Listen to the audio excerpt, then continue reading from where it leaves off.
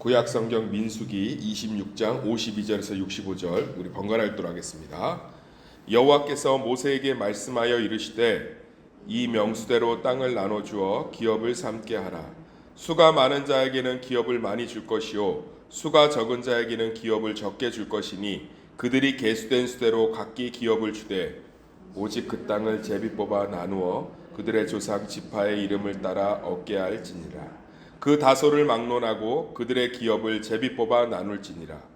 레위인으로 계수된 자들의 종족들은 이러하니 게르손에게서 난 게르손 종족과 고핫에게서 난 고핫 종족과 무라리에서 난 무라리 종족이며 레위 종족들은 이러하니 림니 종족과 헤브론 종족과 말리 종족과 무시 종족과 고라 종족이라. 고핫은 아므람을 낳았으며 아므람의 처의 이름은 요게벳이니 레위의 딸이요 애굽에서 레위에게서 난 자라. 그가 아므람에게서 아론과 모세와 그의 누이 미리암을 낳았고 아론에게서는 나답과 아비오와 엘르아살과 이다말이 났더니 나답과 아비오는 다른 불을 여호와께 드리다가 죽었더라. 1개월 이상으로 계수된 레위인의 모든 남자는 2만 3천 명이었더라. 그들은 이스라엘 자손 중 계수에 들지 아니하였으니 이는 이스라엘 자손 중에서 그들에게 준 기업이 없음이었더라. 이는 모세와 제사장 엘르아살이 계수한 자라. 그들이 여리고 맞은편 요단가 모압 평지에서 이스라엘 자손을 계수한 중에는 모세와 제사장 아론이 시내 광야에서 계수한 이스라엘 자손은 한 사람도 들지 못하였으니 이는 여호와께서 그들에게 대하여 말씀하시기를 그들이 반드시 광야에서 죽으리라 하셨습니다. 이러므로 여분네 아들 갈렙과 눈의 아들 여호수아 외에는 한 사람도 남지 아니하였더라. 아멘.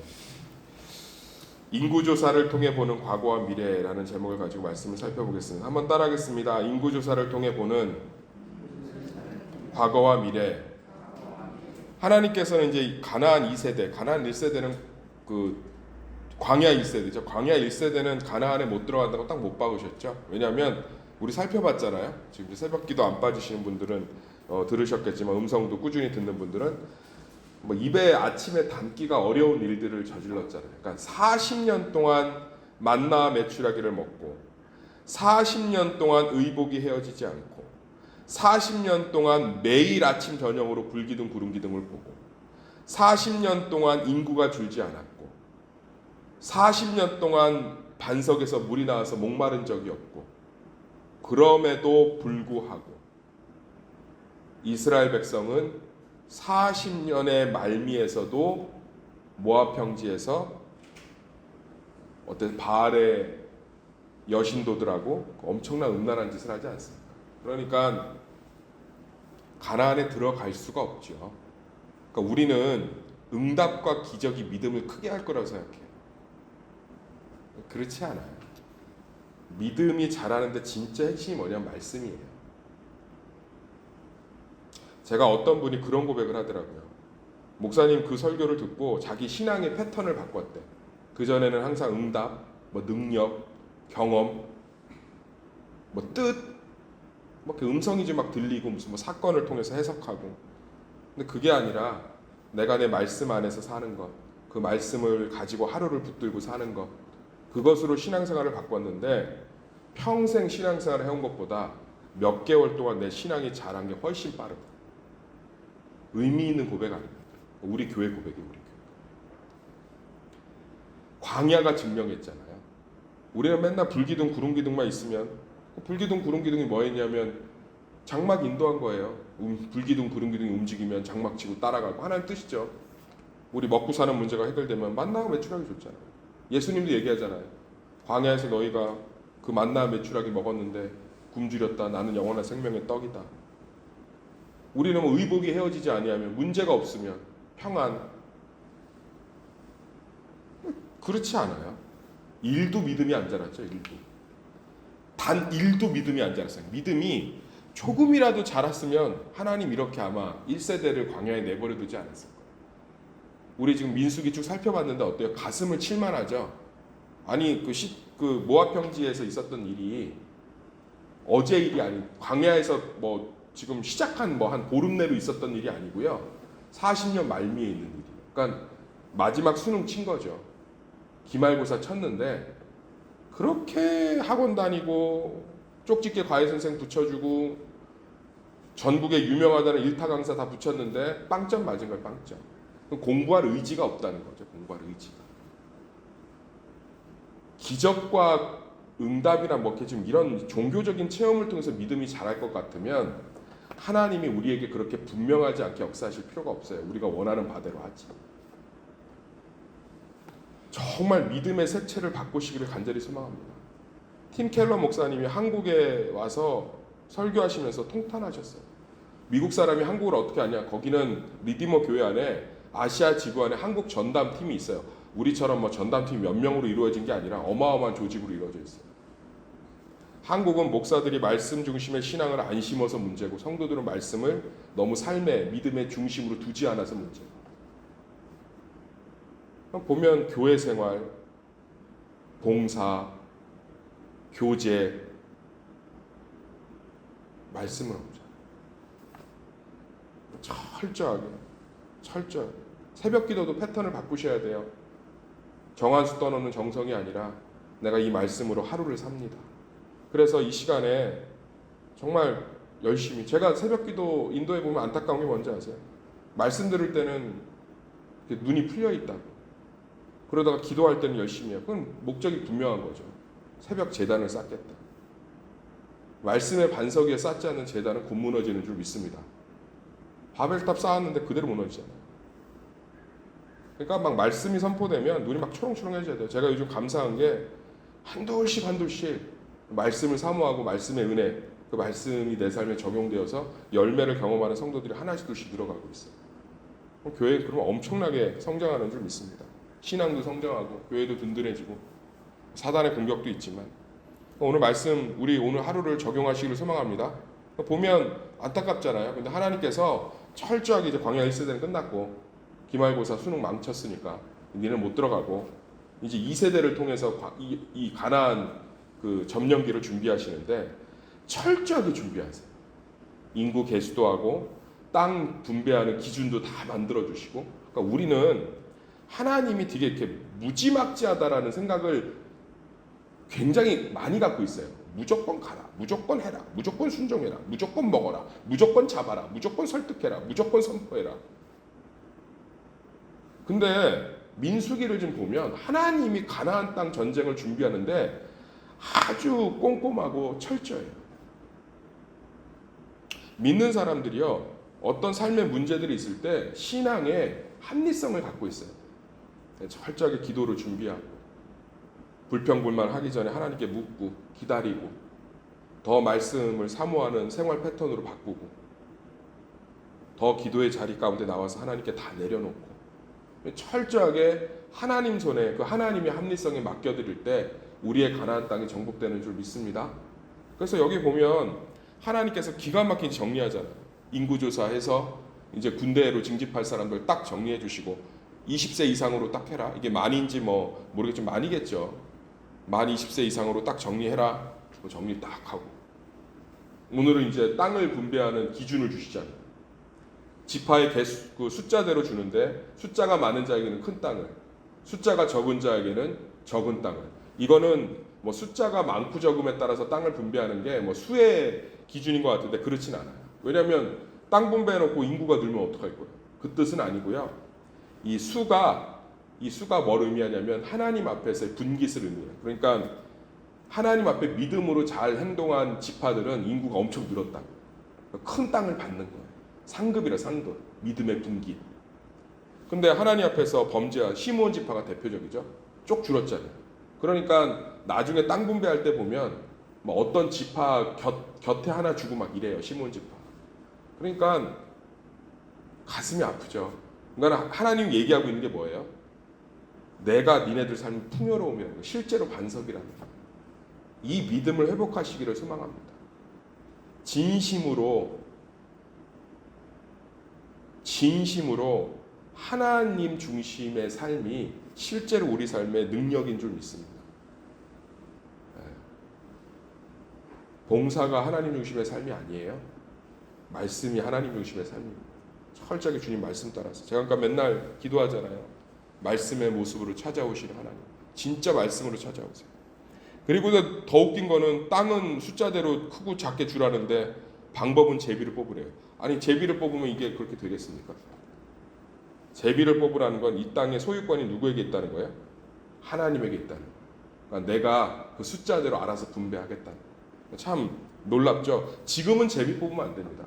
지금은 제비 뽑는 게 왜 하나님 뜻이 아니냐면 우리가 말씀이 주어졌잖아요. 말씀의 기준을 가지고 선택하면 돼요. 예. 뭐 장로나 직분자를 세울 때 제비 뽑아 안 세우잖아요. 그 이유는 뭐예요? 성경에 이제 장로의 기준들이 나와 있잖아요. 집사의 기준들이 나와 있잖아요. 그거에 따라 사람 세우면 된다.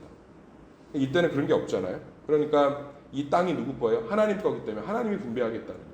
우리 삶의 모든 땅이, 우리 삶의 모든 근원이 하나님 것인 줄 믿습니다. 그 신앙 고백이 있으시기를 간절히 소망합니다. 그리고 나서 이제 레위인들에 대해서 쭉 정리를 해요. 레위인들은 분깃이 없죠. 땅 분배가 없어요. 레위인들은 나머지 지파들이 주는 헌금을 갖고 생활하게끔 11조를 가지고 생활하게끔 하나님이 딱 정리를 해놨어요.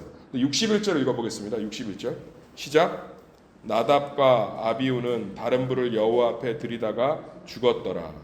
그러니까 이게 나답과 아비우가 이제 아론의 아들이잖아요. 그런데 다른 불을 들이다가 죽었잖아요. 근데 지금 우리가 민수기 살펴보면 이런 일이 너무 많잖아요. 예배 잘못 드리다가 죽고, 하나님 성막 잘못 관리하다 죽고, 교만하다 죽고, 나중에 뒤에 가면 계속 하나님의 예배 잘못했다가 계속 죽어요. 이걸 왜 그렇게 하나님께서 철저하게 하시느냐?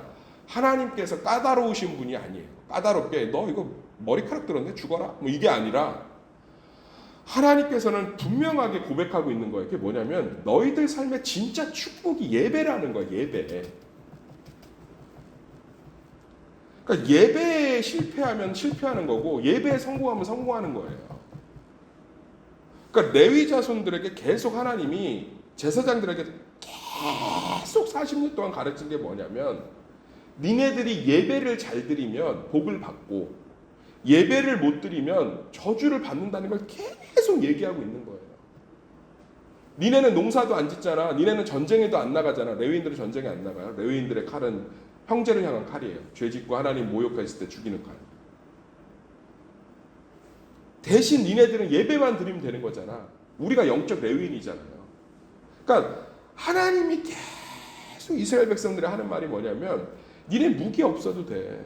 군대가 없어도 돼. 뭐가 없어도 돼. 너희들이 내 군대고 내가 너희들의 화살이고 내가 너희들의 파수되고 내가 너희들의 반석이고 내가 너희들의 산성이고 내가 너희들의 요새고 내가 너희들의 방패가 될 거야.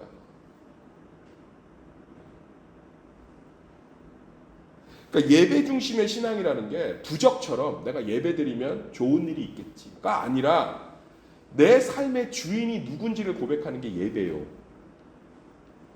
내 가정과 내 일터의 축복이 어디서 흘러나오는지를 고백하는 믿음의 고백이 예배예요. 내가 누구 때문에 하나님의 자녀가 됐는지 예수 그리스도의 언약을 붙드는 고백이 예배예요.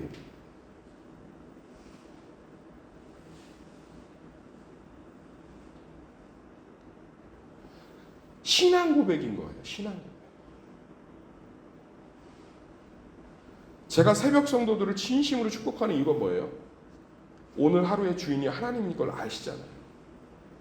나는 오늘 하루 내 삶의 주인이 내 피곤함이 아니라 하나님입니다.